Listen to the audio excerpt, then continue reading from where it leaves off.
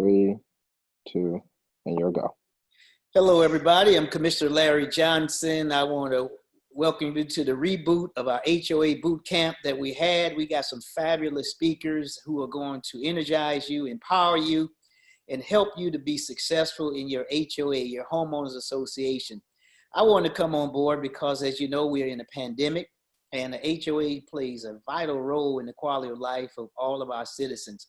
You are one of the pillars that makes DeKalb County a great county.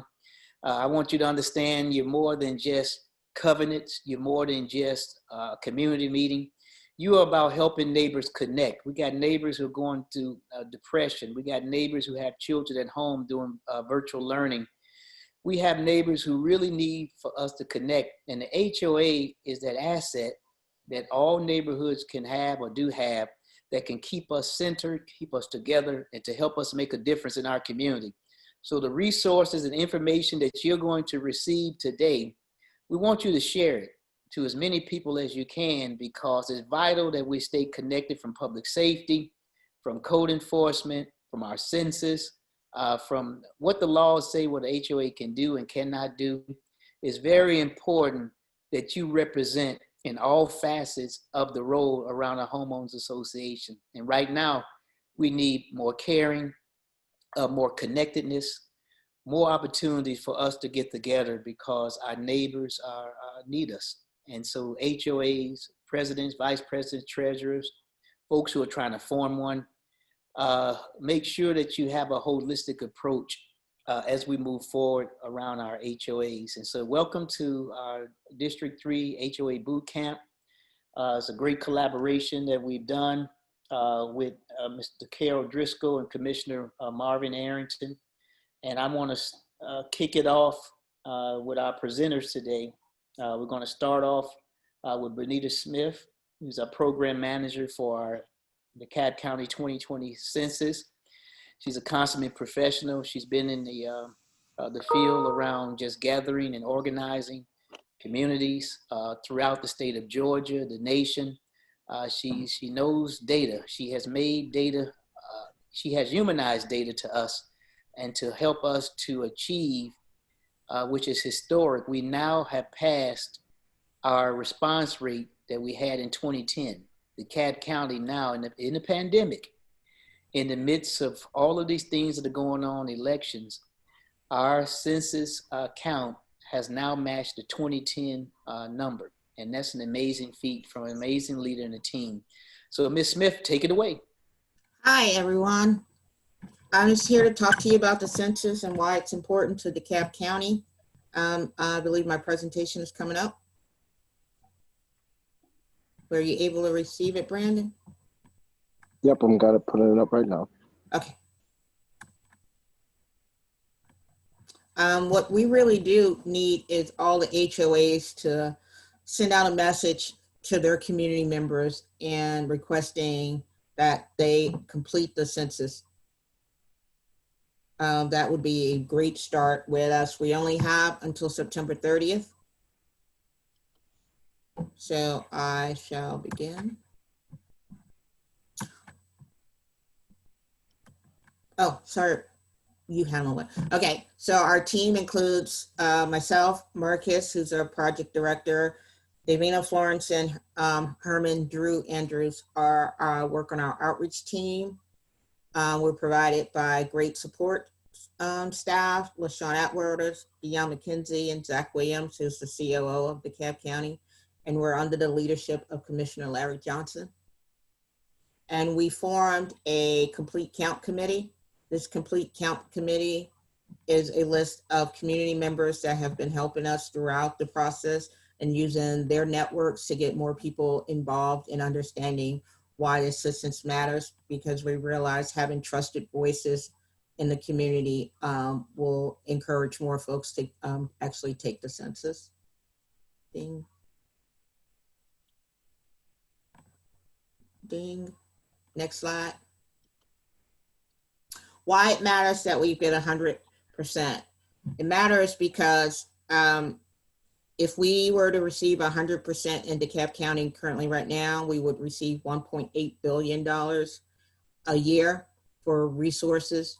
And what happened in 2010, we only had a small majority of, we were less than 73% completed the census, which meant we left $261 million a year on the table for the last 10 years.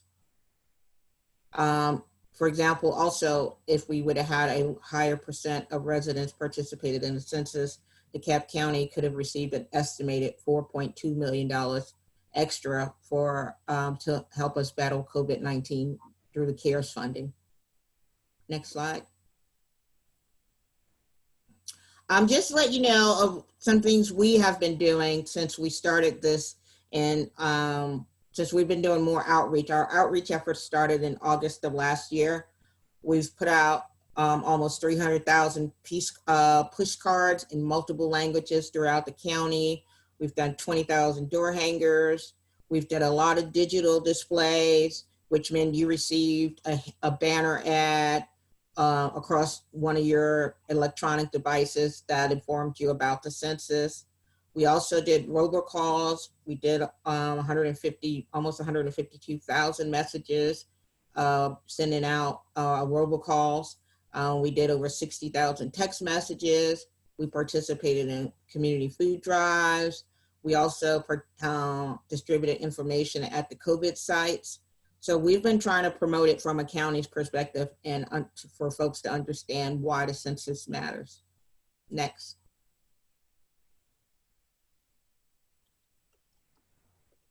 So our goals have been to increase our rate and to build an infrastructure where we supported numerous ideas, to partner with trusted voices, and develop an initiative to reach out to our hard to count population. Next. Next. I'll go over what our history of self-response rate. The self-response means when you fill out the form yourself and submit the information. In 2000, it was 72% of DeKalb County households self-responded. That number dropped drastically in 2010 to 63.6. As of today, we are currently at 63.6 in the middle of a pandemic. So we really appreciate all those households who have responded and taken the time out to get counted for DeKalb. Next. And this is what it looked like in August 24th of what the self-response. Avondale is our highest self-response area who have self-responded. Currently, Avondale, 73.1% of Avondale households have self-responded. Our two lowest areas are Doraville and Lithonia, and we've been doing a great job of trying to encourage more residents in Doraville and Lithonia to get counted. So you can see that on August 24th, we were at 61.8%. And today, as of September 17th, we're at 63.6. So we're progressing forward. We're not at a standstill. We just got to keep pushing it a little bit more. Next. So we are definitely outpacing the state of Georgia. Currently, the state of Georgia is ranked number 47th of all 51 entities in the country. That's including Puerto Rico. Our 4 cities are outpacing Georgia. Also, Avondale Estates, Decatur, Dunwoody, and Tucker. And you can see currently right now, we actually only have 2 cities that are below 50%. That's Doraville and Lithonia. And so we're asking those cities, even if you live in a city that has a high rate, we still need for you to push more and to make sure you contact your neighbors and make sure your neighbors and help your neighbors with it, with completing the census. Next. So this is what the map looks like now. And the map on the left just gives you an overall, and the brownish areas are the areas where we have less than 50% of that census tract has responded to the census. And then what we did was look at it now on the right-hand side where it shows you how it breaks down by commission district. Next. So just to give you an overall, some outreach activities we've completed to go a little bit more into detail than those census by the numbers stats that I presented in the beginning. Next. We've had community carnivals. We did door to door. We've distributed materials at local businesses, MARTAs, churches. This was all pre-COVID. We presented at county commissions, congressional members, town halls, college and university meetings. Next. We did a lot of design and development for our content, so we definitely tried to make sure it would fit a community. We produced some PSAs, did some videos. We have a very active and robust social media with Nextdoor, Facebook, Twitter, and on Instagram. Our partners helped us translate our messages from audio and video to different languages. And we also worked with one of our really good partners, MARTA, before the pandemic, and making sure if you were on a MARTA bus, you received information about the census. Next. So we held some stakeholder meetings to identify what were the obstacles to people completing the census, and then we used that as messaging when we did radio ads in our promotional spots. Next. We did over 84,000 on-air promotional spots. We did, sorry, 5.113 million banner ads, impressions that ran across. Next. Since the pandemic, we've had radio ads on Praise 102.5, Magic 107, B103, OG 97.9. So we're definitely trying to reach different audiences. Next. Some of our partnerships include the DeKalb County Schools. So if you have a student in DeKalb County Schools, you probably received one of the weekly text messages informing you to reply back to the census. We've worked with our library systems, our housing authority, the DeKalb area of DFACS, our fleet management placed bumper stickers so you can see the census information. And we've worked with Comcast, and they provided us wireless at some of our local events. Next. So this is just a breakdown of how our text messaging program worked. We sent out like 83% received a message, and not everyone had to reply back, but we did get 13% replied back and let us know that they actually took it. And then those that said no, we were able to help them fill out the census online. So that was really great. Next. So when we move from the self-response rate, we have the total rate, which the total rate includes includes the activities of the Federal Census Bureau and them knocking on the doors. So although we had 72% self-response rate in 2000, that increased to 78% when you count in the census, the federal census work. And our 63.6 in 2010 moved up to 72% in 2010. So that helped, and that's why I said we have 72%. If we would increase that number, we could receive more money for CARES dollars. Next. Some of our outreach strategies in 2 weeks include, next. We're doing a lot of events with back to school events. We're doing some events with the city of Doraville. We had a food drive. We partnered with a food drive with Brookhaven. We're in the works of partnering with Pine Lake to do a food drive. We're having this awesome event on September 30th. It's called Census Live, and that will be on DCTV, channel 23, starting at 6:30. It will highlight some of the talent we have in DeKalb County, and you can also at that time call in to one number, and we'll help you do the census online. Next. We provided new flyers to let folks know what a census taker is. And this is for really good information for the HOAs. So you know that if you see someone in your community and they say they're a census taker, well, they'll have a badge like shown, they'll have a badge number, and they won't ask for your social security number, or they won't ask for your bank or credit card numbers, and they won't come into your homes. Okay, next. And we're also doing some more digital displays, but we're focusing on certain geographic areas and our low response zip codes. So now we know where our low areas, we're micro-targeting and making sure we're able to send and blast that message, census message, to folks that live in different zip codes. And we should be doing about 6 million impressions. So if you go into one of those areas that are where we have certain churches targeted, you'll receive automatically a message on your cell phone or your iPad or an electronic device. Next. And so this is what it looks like. On the left is our targeted churches. You can see it covers throughout DeKalb County.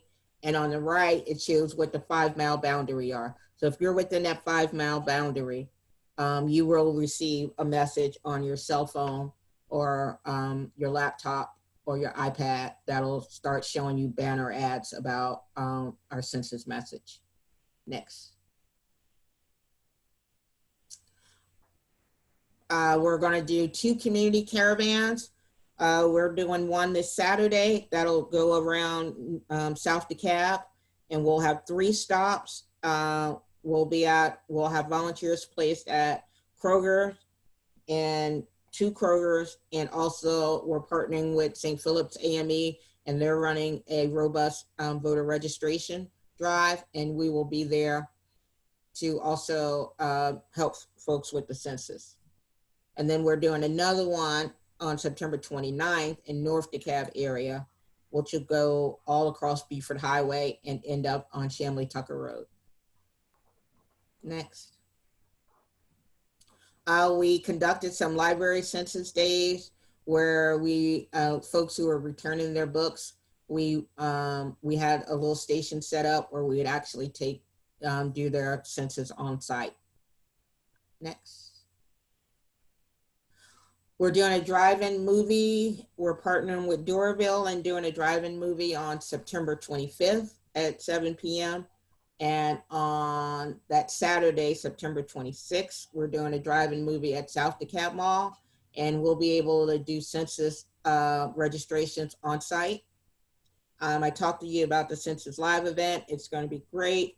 It is on Wednesday, September 30th. That's the last day you can complete the census. You can call into a number that we'll have posted and blasted all over everywhere over the next week. And when you call in, we can help you live and do your census. We'll be doing robocall messaging. We'll be working with Congresswoman McBath to reach out to residents who live along the Beaufort Highway corridor. Next. We still have yard signs. We're connecting with State Rep Carla Drenna, and she's putting out a lot of yard signs in her district and with some other state reps. We're doing food drives. We'll be still distributing material, as when you come up for your COVID testing, they'll be able to provide you material. And we'll be working on back to school drive. We have a back to school drive with Commissioner Johnson at South DeKalb Mall on the 26th. And so that's all I have. And I really hope that you let your community know that the money from the census is what gets us better roads, better communities, better quality of life. Thank you, Commissioner Johnson. Thank you, Ms. Smith. I appreciate that presentation. And what I'm going to do is just introduce our speakers, and then they can go in the order that they are assigned. Our next speaker will be Commissioner Marvin Arrington, Fulton County Commissioner, District 5, as well as the founder of the HOA Alliance. And I just want to thank him from the bottom of my heart, because he has brought Cobb County, Rockdale, Henry County, Clayton County. he has brought all of our counties together to focus on the rights and responsibilities of HOAs. This wasn't even on the radar screen for me, and he brought it to me, Commissioner. We have an opportunity to just build stronger communities and where we are. And he puts together, and it would have been in November, the largest HOA gathering, I think, in the country. We bring all these counties together with HOAs, and we have it at the Georgia World International Conference Center that's in College Park, Fulton County. But of course, you know, COVID is stopping us from doing it. But also his wingman, who I like so much because he's a connector and a resource gatherer as well, is Mr. Driscoll, the founder and president of the HOA Alliance. And I thank him as well for bringing us timely presentations and subject matter experts who really can help HOAs to be empowered to succeed and just make a difference in the lives of the residents who live in that community. Also, we're joined by our director of code enforcement, Mr. Tim Hardy. I call Mr. Hardy, he's the man who's just one phone call away. I can call him whenever. And he continues to make sure that DeKalb County blight is eliminated. He has his code enforcement officers out in a timely manner to make sure that we're dealing with issues that can help bring our property values down and issues that will cause nuisance in our community. I just thank him for his service, especially in COVID-19. This type of service of code enforcement and what they're doing to really assist us in his leadership has been very helpful and good. And also no stranger to many of you all is Major Danny Jordan. He's our major of our police department. He was in South DeKalb. He want to leave me and he gonna move on up. And now he's over in the East DeKalb area. But this is a guy who we were having a peaceful march, and it was his birthday. I'll never forget this, his birthday. You know, he came in to help us to make sure that the marchers and everybody was peaceful and came out. He was directing traffic and making things happen. I said, Major, you're supposed to be on your birthday. He said, no, Commissioner, I got to make sure that this is right. That's the type of servant leader and heart that we have and working for us in our police department. And so I thank him for his service. I thank him for what he's doing. And so you're going to hear from some great speakers and subject matter experts who really, really care about DeKalb, our state, and our nation. And so I'm going to turn it over to our commissioner, Marvin Arrington, and Mr. Driscoll, then Tim Hardy, and Major Danny Jordan. So you all take it away. And thank you all for helping to make DeKalb County strong and making a difference. So thank you so much. Okay, Commissioner, we're actually going to go ahead and move into Director Hardy. With this storm, unfortunately, Mr. Driscoll's power went out, so he'll join us back as soon as he can. So, Mr. Hardy, take it away. All right. Hello, everyone. My name is Tim Hardy. I am the Deputy Director for Code Enforcement for DeKalb County. Our job is to enforce all of the county ordinances as they relate to private property. And of course, most HOA members are private property owners. So I want to talk a little bit about how code enforcement differs a little bit from the enforcement of covenant restrictions. And then I'll get into what we're doing in DeKalb during this pandemic and how we're actually working. Talk a little bit more about most commonly found violations. And then I'll get into some of the zoning issues that most HOAs have to deal with periodically. So if we'll put up the slide, I will get started.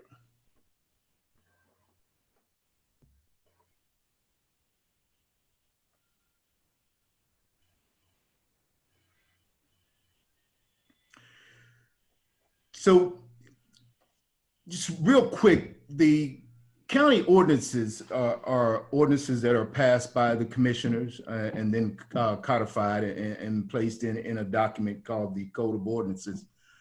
They're enforced by our DeKalb County code enforcement staff. Most of the violations have fines that are punishable up to $1,000 or sometimes maybe even 6 months in jail. Now that rarely happens, but those are the possible penal measures for most code violations. Once our officers issue the prerequisite warnings or sometimes immediate citations, those cases are then taken to our court system, and our solicitor prosecutes those cases, and then the court finally makes a disposition of those cases, determining what those fines may be if they are. We also place stop work orders on locations. If you're in your neighborhood and you see that there's building or development going on and there aren't any permits visible, please give us a call and we'll be out rather quickly to determine if a permit's required and then place a stop work order on that location. Any day that the work continues beyond that stop work order, they're subject to citations for each day. And again, those cases will be taken to magistrate court. Now, in contrast, covenant restrictions are rules that are imposed by the developer or I guess the most common name is the declarant, and they're also enforced by the HOA. There may be some fines or fine schedules that the HOA have in place, but that's strictly enforced by those people that are put in place by that HOA organization.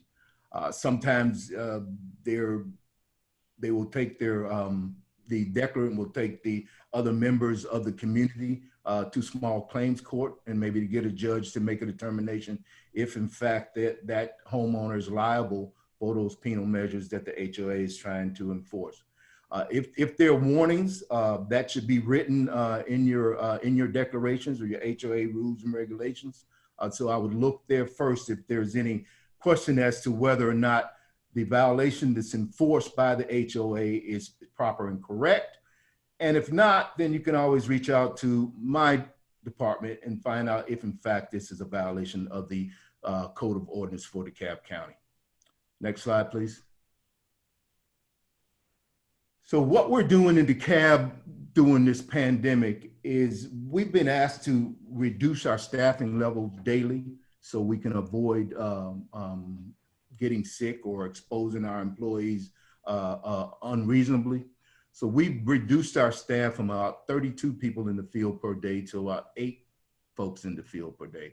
Now this skeleton crew, of course, could not handle the volume that we would typically get on a monthly basis.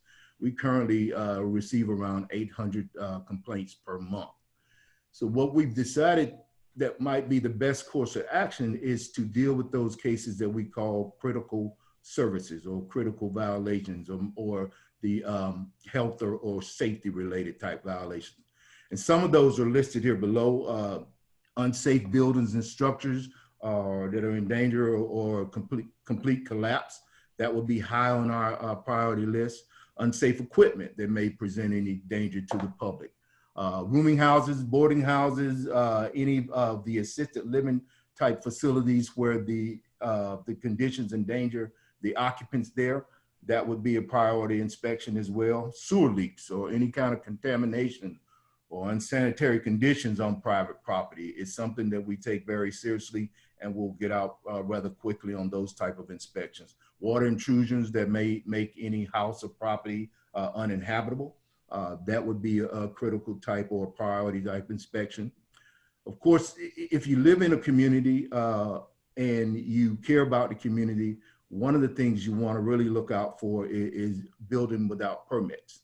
So if you see some activity going on, again, and there are no permits posted, that could directly affect your property value. So I'd encourage you to give us a call, let us come out and take a look at it and see if in fact that permit is required.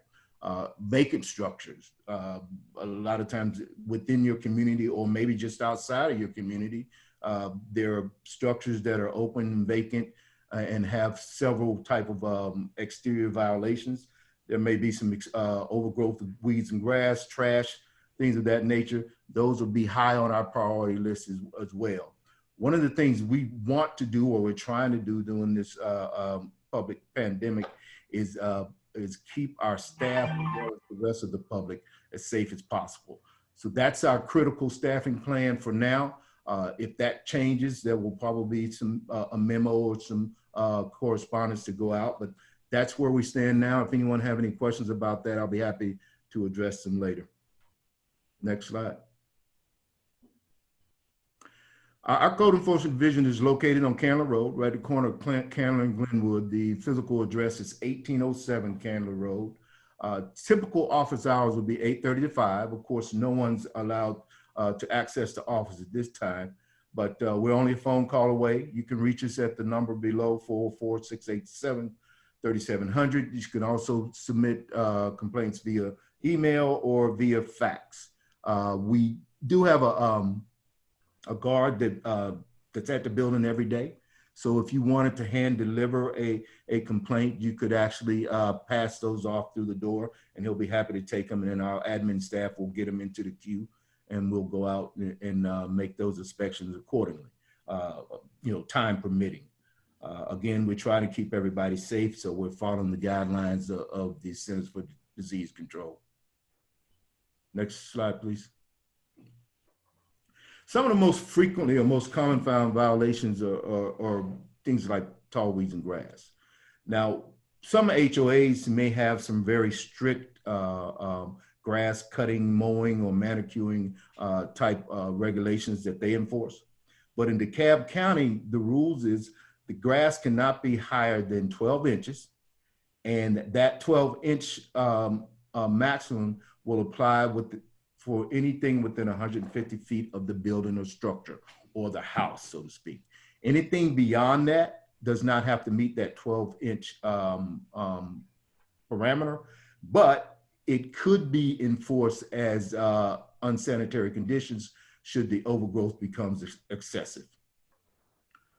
One of the other things we get a lot of calls about are apartment complexes. And I know that this does not directly relate to HOAs, but since we may have some apartment dwellers in the audience, if you have a complaint about your apartment, one of the first things we ask you to do is actually report it to the management group. One of the questions we'll ask when we get on site is, have you reported this problem? Has the management responded? Or is there some type of written work order for this? So if you have some relatives or neighbors or folks you know that reside in the apartment areas, please let them know that the first thing they should do is report those problems to their management staff and then contact code enforcement. It just makes it, streamlines the enforcement action a little better. Next slide. Now, if you grew up in a community similar to me, there's always somebody in the neighborhood that repairs cars or wants to work on cars, or maybe they just have a hobby and they want to work on their own cars in their driveway. This would be problematic if you have, again, some strict HOA regulations. In DeKalb County, it specifically says that no person shall overhaul any vehicle or permit anybody else to overhaul any vehicle or work on a vehicle other than the 3 exceptions we have here. That person performing the work has to live on the premises. The vehicle that they're performing the work on has to belong to that person. And the work has to be done completely inside a garage, unless there's work that can be completed within 3 days on that premises. But no person shall permit the overhaul of any vehicle on the premise of any commercial or industrial property. So if you leave your community and there's some local stores or gas stations or God forbid, a Family Dollar, and there's some auto repair going on in those parking lots, please give us a call and we'll address it right away. It has to be an authorized automobile repair establishment for that work to happen. Next slide.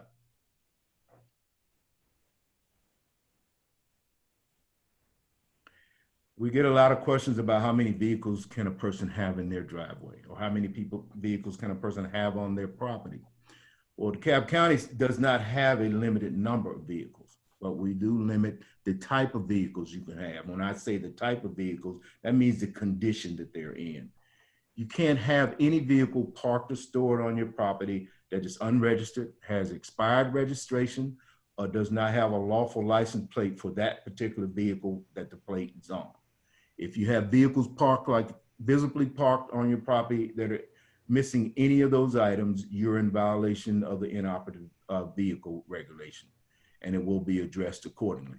Now, the HOA, of course, again, may have some more restrict regulations. They may not allow those cars, any cars to be parked outside on the street or outside the garage. But as it stands, DeKalb County does not allow unregistered vehicles to be parked on site. We don't allow vehicles to be parked on non-all-weather surfaces or non-hard surfaces. That's the grass. So if you have some additional vehicles or additional family members that are visiting, it's important that they not park on the grass. We get a lot of calls about those type of violations. Where can I apply for a building permit? That's going to be done at 330 West Ponce de Leon Avenue. That's the Planning and Sustainability Department. They're the permitting agency for DeKalb County. That's where you submit your application. They'll do the plan review for the work and then subsequently issue the permit that you're seeking. Their phone numbers here for your review, 404-371-4915. Next slide. Can I remain anonymous when I report a code violation? And the answer is yes. Now, that can be affected somehow based on the type of violation that you're reporting. For one of the examples we have here, if you're reporting a lighting problem on your neighbor's property, say they've installed a floodlight that shines over onto your property and you can't sleep at night because of the light. Well, in order for us to make that inspection, you can't be anonymous because we'll have to come to your location where the violation is happening and determine if in fact the number of foot candles or that light shining beyond their property line. We also comply with the Open Records Act. Sometimes there's some information within complaints that has to be communicated to the requester based on the Open Records request. A lot of folks want to know how they can get a copy of their case. Again, if you contact our office at 404-687-3700, we can make a determination if in fact that information is available right away. And if so, we will make copies of those pertinent documents and email them or mail them out to you. We would normally have a method where you could come to the office and get them, but of course things are a little bit different now. How can I get a copy of the ordinance? Code of ordinances are online, www.municode.com. If you click on Municodes and click on the state of Georgia, there'll be a drop down for DeKalb County. And there'll be a whole book of ordinance and regulations that you can choose from. If you have some questions about specific ordinances, of course, please don't hesitate to call our office. Education is one of the things that we pride ourselves on. Next slide. Building permit certificate of occupancy. A building permit or a certificate of occupancy shall be obtained again from the Planning and Sustainability Department. Before any new building or new structure can be occupied, the permit has to be issued, the inspections have to be completed, and the Department of Planning and Sustainability have to issue what we call a certificate of occupancy to say that that building or structure can be occupied per the code. Accessory building and structures. This is a very hot button item, particularly for HOAs. If you live in an HOA community like mine, they don't allow accessory structures. Some HOAs will allow accessory structures, but just keep in mind what the DeKalb County regulation says, you can only have one permitted accessory structure on each property. And there are certain building or architectural designs that have to accompany those accessory structures, such as pool houses, sheds, or things of that nature.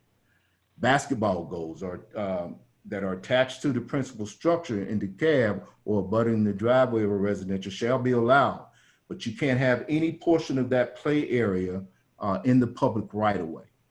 Some of your HOAs may require that you have them in the side yard or the backyard, or again, they may not allow them at all. So again, check your declarations if you have any questions about basketball goals or structures and where they can be located. Next slide. Definition of family. I think this is very important, given that we've had an influx of what we call Airbnbs and some of the pad splits that are in our communities these days. DeKalb County defines family as three unrelated individuals. Now, the Fair Housing Act also requires us to allow up to 3 mentally handicapped or disabled persons to live in one single family structure, as long as they are living as one housekeeping unit. Now, living as one housekeeping unit means that they have access to every part of that house. So you can't have someone living on the main portion of the house and have restricted access to the basement and then have a couple other people living down there. Then you'd be in violation of the single family dwelling regulations. But as long as those 3 people have access to the entire house and are living as one housekeeping unit, they can do that. If the family members consist of more than 3 people, but they're all related, either by blood or by law, then there's no violation there. A lot of times we get calls because families, particularly during this COVID, families have 6 or 7 different people living in the house together. But if they're related by blood or by law, then those families can exist there together. But if you see anything else that's out of the ordinary as far as residents are concerned, or if you see a builder or a property owner who's decided to split the house, make different rooms, have some characteristics that are not consistent with single family dwelling living, please give us a call and we'll come out and check it out and determine if in fact a violation exists. Next slide. This is just a list of important numbers to call. Please pass this out or pass it along to anyone you think that may have a reason to call any of the DeKalb County agencies. It's a very handy tool to have.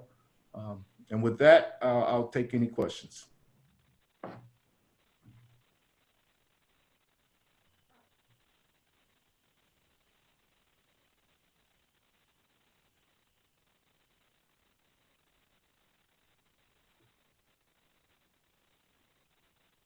No questions. Thank you for your time. All right. Thank you, Mr. Hardy. I believe Major Jordan, would you like to go next? Yes. Are you able to hear me, Brandon? Yes, I can. Okay, awesome. You have a slight echo. I hear an echo from it. Hearing the echo? Yeah. Yeah.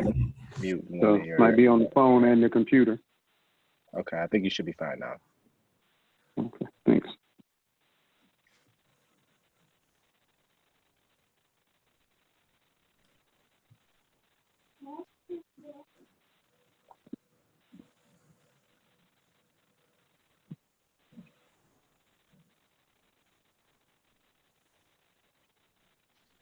Well, okay. Hold on, can't hear you now. Need to unmute the phone. Yeah.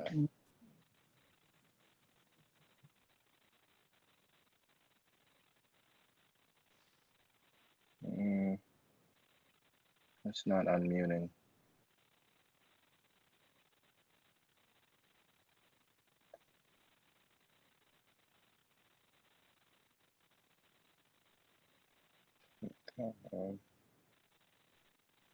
Brandon, I'm ready if you want me to go ahead and jump in. I just need to be promoted to presenter. I think I did promote you. Okay, awesome. Yeah. Well, yeah, Director Hardy, I can't, or not Director, I'm sorry, Major Jordan, I can't hear you.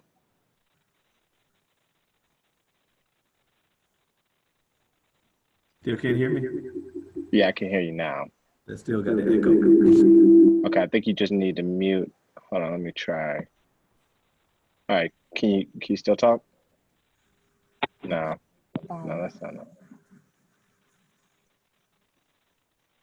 He needs to unmute the phone. Yes. I'm trying to unmute it, but it's not unmuting on my end. What about now? You'll have to turn down your computer volume since you're using your phone. I'm not on my phone. Still connected.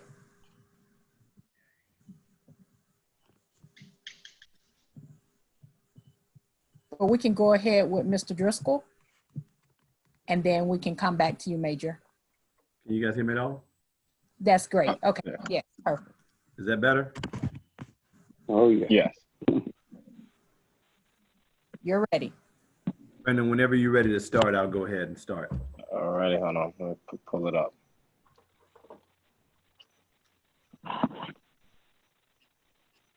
While he's bringing it up, I'll just say that my name is Major Jordan. I'm with DeKalb County Police, and we have 4 precincts here at DeKalb County, and I'll basically be representing all the precincts. We call that the Uniform Division.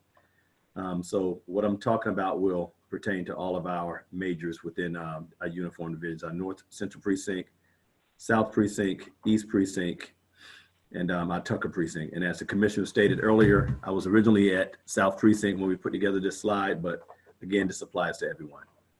So we want to talk about HOAs. So one of the main things we want to talk about here is the DeKalb County Police Department. We work very closely with all of our HOAs and establishing neighborhood watches and community organizations to ensure the communities remain safe. And although we don't actually assist with establishing HOAs, we do share the responsibility of deterring crime, and that's pretty much what everybody's looking for from the police department. But our biggest thing, we do that through the Neighborhood Watch program. And we offer that to all neighborhoods, not just neighborhood watches. So you can go to the next slide, Brandon. So we'll talk about the Neighborhood Watch program, which pertains to any neighborhood within DeKalb County that wants to, figure out a way to deter crime or lower crime and work closely with the police department.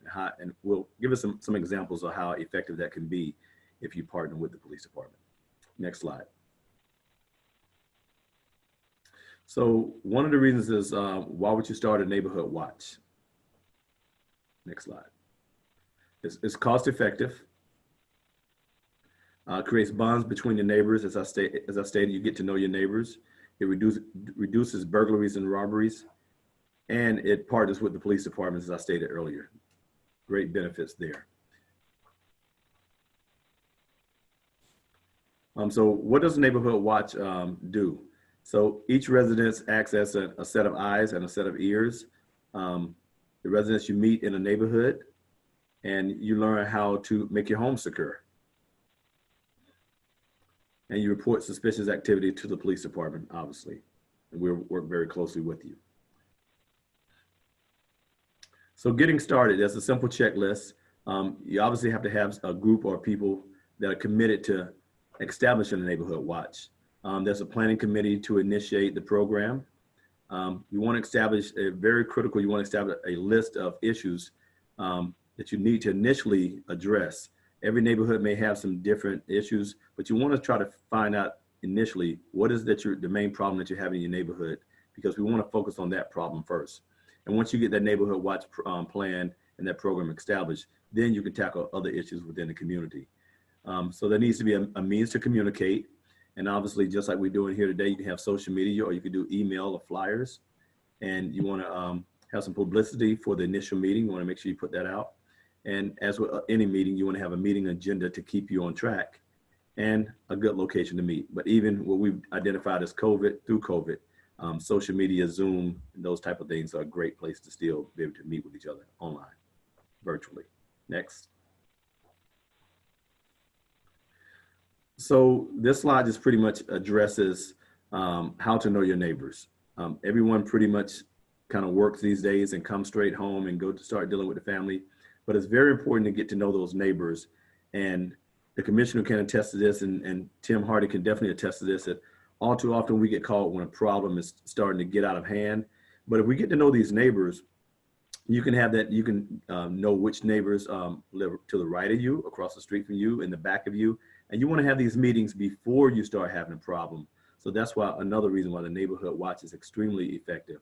And one other thing that was on my mind before I forget, HOAs are extremely good. They're great. It gets people to bond together and come up with one mission to attack something. But it also sometimes, our biggest thing is we don't want you to be silos where you're out there and you're just starting to have your own HOA and you're not really addressing other issues in other communities, because what affects one community, although it may not be affecting your community right now, if you don't communicate with other communities and your neighbors, then it can probably bleed over to your community and we start having additional issues. Next slide. So, so we got some tips here, just some simple tips that we talk about every day, all throughout the year. And we talk about locking it, remove it, light it, close it, hide it, and report it if there's a crime. And that lock it and remove it is very critical. We're still seeing, even today, where people are leaving guns in cars, laptops in cars, jewelry in cars, money in cars. If you leave it there, somebody's is going to attempt to take it. We may not be able to stop somebody from breaking into the car, but we definitely don't want to have guns out there, or even something that you may feel is very valuable just to you and your family. So remove those items from the car. And if you do happen to become a victim, make sure you report it to the police department. So at least we can start identifying areas where we're seeing an increase of entering autos or whatever the case may be. If you don't report it, we don't know about it. Next. This right here is a crime tracker. We often ask what type of crime goes on in my neighborhood. Every citizen within a CAP can go to crimetrack.com, go to www.DeKalb County Police Department, and you can get your crime tracker, and you can log on and you can actually put the addresses in within the communities, your zip codes and so forth, and it'll tell you what type of crime is in your specific area. So this is a very handy tool to have. Next slide. And that's going to be the questions and answers session. But before I get to that, this is the list of the key personnel. You've got Chief Ramos, who's our police chief. And right up under her is Chief Pager, who's our uniform division chief. And I explained to the uniform division consists of the 4 precincts that we have in DeKalb County. And we've got the precinct phone numbers there. This is the older version, so you just have to flip myself and Major Banks out. We've actually updated ours, but same phone numbers, but we both just flip-flop precincts. So he's now at South Precinct and I'm now at East Precinct. And of course, Tucker Precinct is Major Metland, North Central is Major Rutland. And that's pretty much it as far as it consists of HOAs. But the way we really partner with any HOAs is we want to get those neighborhood watches established. And if you have any questions, you can reach me here at South Precinct. You have my phone number. You have the phone number to all the other majors at the other precinct. And we all work extremely close together. So even if you call the wrong precinct, we'll get you to the right area. That's all I have, unless there are any questions.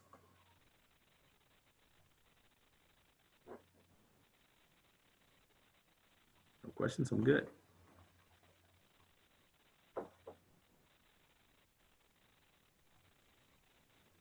That's it. All right. Thank you, Major Jordan. We appreciate that. Now we will move on to Correll, if you want to take over. Yes, sir. I'm presenting my slide. So just going to go ahead and play my PowerPoint slide on my phone. I've had to resolve to my phone because of the power outage. First, I want to make sure I welcome everyone to DeKalb County's virtual HOA Bootcamp. Just a couple of house cleaning things I want to do. Number one, because of the number of questions we receive at DeKalb County directly to the HOA Alliance and all of our metro partners, we've started a help desk. And if you look at the very bottom, you'll see where we have the short URL, which is tiny.cc HOA Alliance Help Desk. Please take note of that and visit the help desk, join the help desk. Pretty easy. Just fill out a form that includes your name and your email address. We also are, as a second phase, setting up where you can just email the help desk and it will create a ticket for you to help with tracking our responses and tracking your response or feedback. We've also produced an HOA handbook, not to try to pump it for sales, but this HOA handbook will help anyone that's interested in board services and those that want to be aware of how an HOA community association operates. I'll be doing a video on navigating the HOA handbook. It's full of templates and other types of documents that you can take a look at that will help you out. So my presentation is essentially about the transition of a community from the declarant control to homeowner elected control board of directors, right? So you're moving from that phase where the declarant has the power to appoint board members to where the homeowners have the power to elect board members, right? Essentially, when we talk about a transition, it's really a process that exists for training up-and-coming board members and transitioning control of managing and operating the community, you know, and what does that entail? When there's a transition, you're transitioning the control of your common properties, which could be your clubhouse, your pool, your interest, all of the common areas that are owned by the community association. When we think about transition, I'm sorry, Brandon, you were saying something? This is LaShawn. No. We can't, your slides haven't come through yet. Really? Oh, I thought I had that down to a science. Okay, let me just check my Zoom real quick and we'll get that going. But as I check, I'll just go back and, you know, when we talk about the transition is really all about ensuring that the new board of directors, which are the homeowner elected board of directors, are elected and trained to manage your community. Can you all see what I have now? LaShawn? No. No, it's still frozen on our end. Okay. One sec here. I took it off. And let's,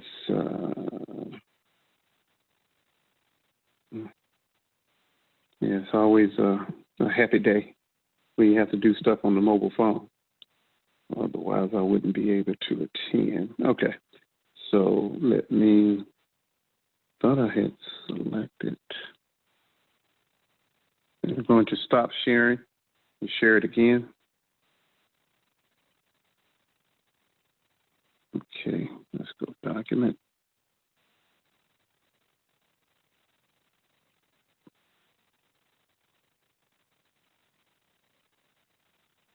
All right, so, and I'll just keep having these discussions. I can speak about the transition because I have hands-on experience with actually going through a transition with our management company. First, I want to say that if there are some hard feelings, I'll keep it light, between the management company and any of the people that are on the, what's the term I'm looking for, that's on the new board, then the management company may not cooperate. Although it specifies in the contract between the community and what's the term I'm looking for? With the community and the management company, they will renege on the contract. So it's really important that you maintain somewhat of a relationship with the management company. Generally in communities, and this is consistent across all counties that we've seen in Georgia, there is some hard feelings from the residents of a community in distrust of the management company, especially when it comes to financials. And I'll have to share this slide with them at some point. And what that means is that they may not cooperate with the transition of the important records. We actually had to resort to including the management company in discovery with some litigation to get them to turn over all of the community association's records. And when I say all, I say that lightly because it wasn't all of the records.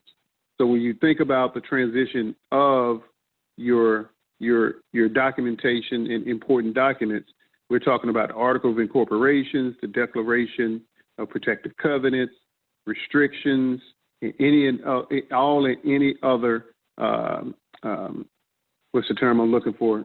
Different types of rules and regulations that have been implemented by the board. We're looking at minutes. We're asking for financial statements, at least from the inception of the community association, but by law, they're only required to maintain those records for 7 years. So if you're a community that got delayed when the economy, I'll just say, fell out, then you could end up being under the thumb of the community, the declarant board for a significant amount of years. And so by law, other types of documents, they only have to maintain 3 years of those documents. And so all of these records that I've mentioned are important, but you may find many residents or people who are interested in the board are really looking for the financial statement, the budgets, any type of documentation that provides some insight on where did the money go as far as your dues. So in my community, our budget was about close to $200,000 a year when it was under the declarant board. The declarant board spent a significant amount of money on landscape, pool services. Those were the 2 highest budgets in our community. And, you know, in your community, you may not have all of those types of amenities. If you have a clubhouse like we did, we were renting them out to residents, but that income is not protected from paying taxes. Now, your dues, you're not required to pay taxes on it. And so, although the declarant board was maintaining and operating your community, and let's say that new board takes over, you can't say, oh, we have a new HOA. That's not how it works. Your community association is registered with the Secretary of State as a not-for-profit organization. So any decisions that they've made, any litigation that has occurred, you have to pick up where they left off and manage and operate your community. So I generally would recommend that anybody that has aspirations for joining a board for your community, or they have taken over your community, they need to have a time period to be able to review those records. And as a board member, you have unfettered access to those records. You don't need permission. If you want to see it, they need to make it available to your community, and you should not be charged as a board member. Those type of rights don't fall through for other residents that live in your community. Homeowners, et cetera, they have to put in a proper request for books of review. It gets approved. They have to follow your declarant rules in providing access to those records. Usually it's within 5 days. They have to schedule. You have to go in, review the records. You may have to take a camera or a copier. I took a copier, a small copier in, and scanned all of the documents to a PDF onto a thumb drive. That allowed me to get through those records quickly because you only have a time frame. So just be mindful that this transition for board members that have been elected by other homeowners in the community, you have the right to review those documents without restriction. But you may not get that type of cooperation from the management company. But you need to just pull out that contract, hold them to the contract, and see if they will cooperate.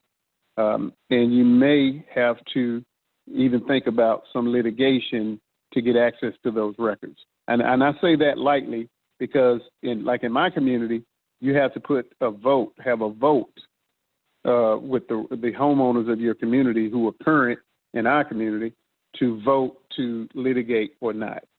Now, if you're suing for dues not being paid, that's different. You don't require the permission of the homeowners that live in your community.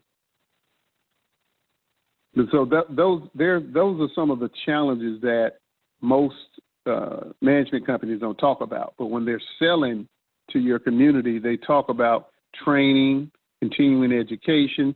We just found that that's not happening. And so as new board members, you have to be diligent about continuing education. CAI has a great number of events where they're providing education, but you'll find that most of it's for the vendor members, like the management company, pool company, et cetera. And you may find one thing that's targeting resident board of directors. So you have to be diligent. I've attended a number of CAI training events. No matter how small it was, I appreciated the training because it opened my eyes to my responsibilities and some of the tasks that has to be accomplished by board members. I also recommend that each and every one of you join the, I want to say USAA so bad, United, God, I'm sorry, it's evading me right now, but they have free board training, not specifically for HOAs, but for all different type of nonprofits. It's a welcome training. It's an eye-opener to your responsibility, your fiduciary duty to the community.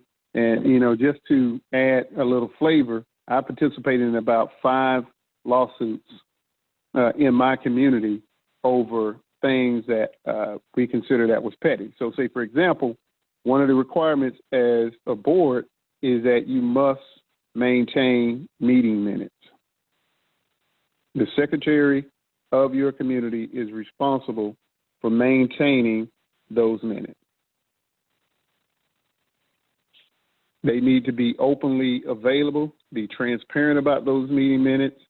You need to operate your meetings using the Robert Rules of Order. You will find that the officer roles are identified and elected by the new board members. They elect their president, they elect their vice president, they elect their treasurer, their secretary, and it's their right to appoint those officers, elect and appoint those officers, not the residents. It's not based on the number of individuals that, you know, receive the most votes. That right is reserved by the board. Why is that important? Because with the transition, I'll use the president as an example. I operated in that role for about 5 years, and the president sets the agenda. The treasurer is responsible for accounting of all of the monies.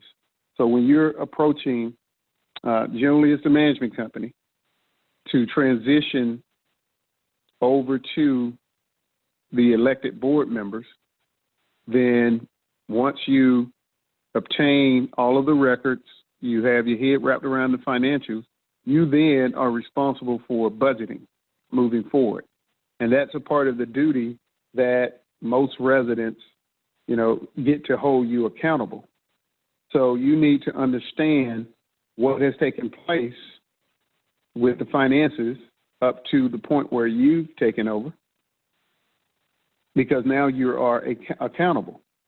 So just to use as an example, we found that our management company, because they were managing so many communities, they were paying bills of these other communities using the dollars from our community association. And believe me, when you have individuals who want to take control of the board, I'll use that term loosely, they will use or paint stories about the financials and hold their board accountable for those records, for the spending of the money. And so that's why it's really important that a transition takes place as early as possible. So if you participate on the advisory committee, you can start asking these questions so that you can be ahead of what's taking place. Now, remember, we talked about management and operation. I've just given some examples. I dived probably too deep into that. But again, we'll make sure you get a PDF copy of this presentation. As the new board members, when you take over management and operation, you're responsible for collection. Any type of fines and fees that should be collected, that is on you. That in my opinion, is one of the hardest things to do when you work as a board member. So again, going back to education, doing your due diligence to make sure you understand what is taking place. You need to understand both state laws and federal laws. So like the Collection Act, you need to make sure your head is wrapped around that so that you can make decisions based on the information that you have. So I always recommend that a community association make sure they hire an attorney. That attorney will help you with wrapping your head around the various state laws and federal laws that a community association has to abide by. One of the things that we researched was reporting to the credit bureaus on individuals' credit report. We decided against it because we didn't think it was a good way to engage the residents of our community. But the new board that came after us, guess what? The first thing they implemented based on our research.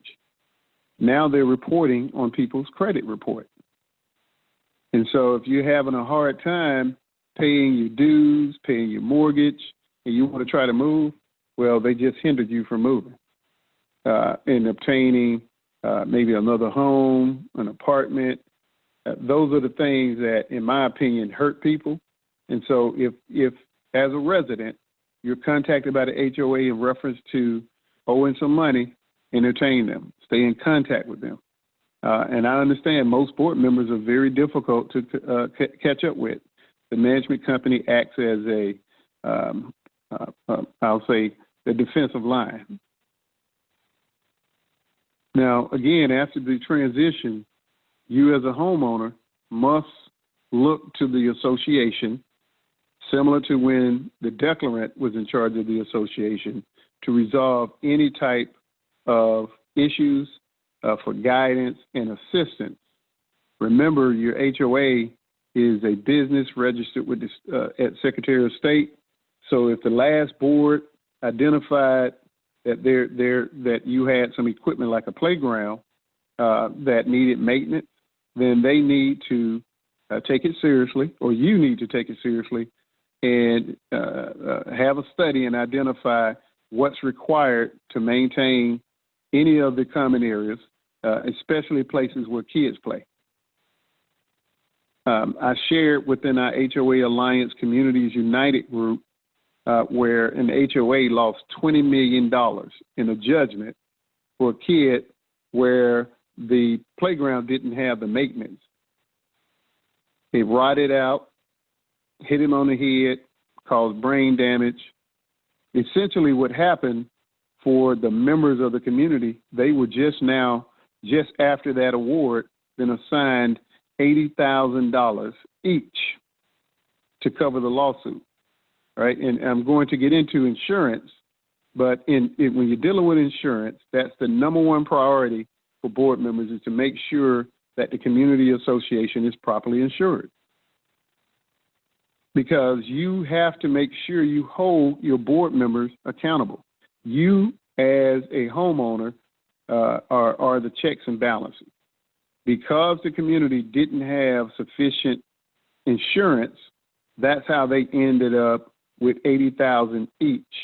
So that's a special assessment on top of your dues to cover the $20 million. And all the board had to do was make sure you had ample insurance. I've seen some communities take, and I use this term loosely, a cheap approach to protecting the members of the community and the common areas. They only had $2 million in insurance, which left $18 million to be covered by the residents, and you have to divide it up by all the members of the community. That's one of my worst nightmares as a homeowner in a community association, to be indebted to something like litigation when the board didn't take the time to A, do a reserve study, B, do a maintenance study, and ensure that they protect the homeowners in their community. That's a significant amount of damage. All right, I won't repeat what I've talked about under the governance area. But overall, to transition, it's a gradual process of training and providing insight on financials, the financial state of the community, and making sure you have ample insurance. All right, I think I've talked at length about the records. Folks, I've never seen such, I'll say, litigation in reference to providing records that are owned by the community association. Now, typically, you'll find a community association have these transitions take place between management company to management company. I don't know your situation, but I believe that the transition should take place with the board of directors wholly involved. You need to learn, take time to learn about the different types of records that you have in your association, the process of collections, managing community spirit. All of those things are really important when we talk about transition. Time check, Brandon. You're good, but yeah, You good? I think we got Okay. a couple more minutes, one or 2 minutes. Okay. So I want to continue to expound on governance. When we think about governance, that's where operation and management falls. One of the things I recommend to all new board of directors, if your budget permits, hopefully it does, order a review of your financial records. I'm not talking about a full audit. You have them to review your financial records. They can identify if there are some improprieties by taking a look at a review, and whatever section you have more questions about, then you will get an audit. But I do recommend having your books reviewed at least every 2 years and to share that report with the residents of your community. That falls in line with the transparency. Number 2, have a reserve study done initially when you take over. With the reserve study, they will provide insight on when the roof should be changed on your clubhouse or your security area, when the parking lot need to be resurfaced. If you're in a private community, they will provide insight on roads, maintenance and repair. Just make sure you get at least those things done. From an insurance perspective, make sure you have a significant amount of insurance to cover your community and your residents. What I mean by residents, they're a stakeholder. Again, just going back to that $20 million lawsuit and $80,000 per household indebted because of the award. I, as a resident in a community, a homeowner, I wouldn't take that too lightly. Right? I may even partner with some other residents to sue the board members for negligence, included with suing the association. And that's generally what happened. Every lawsuit that we had to deal with in the community was a lawsuit of the association and us as individual board members. Now, we're indemnified based on the Article of Incorporation, but that doesn't protect you from being sued. That only protects you from covering the loss. So you want to make sure you have directors and officers insurance, as well as general liability insurance. That I consider to be the most important aspect of working on a board, making sure you and your family are protected. Because I've seen some cases where the spouse of a board member got sued. So you have to make sure they're covered. It's an area that you want to make sure you're protected, because based on the business rule, as long as you do your due diligence before making a decision, you may take some advice from the attorney, you may do your own research. It's up to you if you want to resolve to using your own advice as opposed to the attorney or the plumber or the electrician, just make sure you do your due diligence, because now you have a fiduciary duty to the association. You don't specifically have, in my opinion, fiduciary duty to individual members of the community, but the collective, you do. All right, so I'll sign off here and I'll get you my presentation, Brandon, and I'll also convert it to a PDF so you can share it with the attendees. Thank you. All right. Thank you. All right. Appreciate it. Thank you, everybody, for attending. Yes, sir. Thank you. All right. Thank you all so much. You've heard from our experts. We want you all to join us as we continue our HOA boot camp. We won't be in a COVID-19 situation next year.